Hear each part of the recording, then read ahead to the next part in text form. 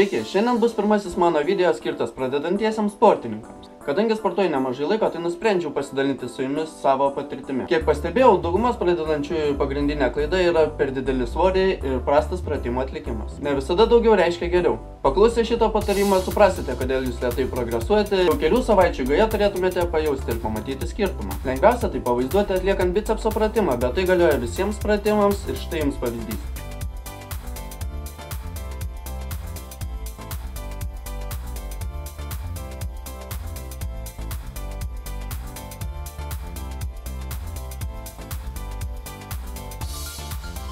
Kas jūsų manimų šitame video buvo blogai? Pirma, per didelis svorio pasirinkimas. Antra, dėl to, kad pasirinkote per didelį svorį, jūs siūbuojate, taip sukeldami riziką susižeisti nugarą. Trečia, krūvis, kuris turėtų būti skirtas jūsų bicepsams, pereina į pečius ir taip pilnai neišdirbate nei vieno raumens. Dabar parodysiu pavyzdį, kaip iš tikro turėtų atrodyti pratimas. Žiūrime.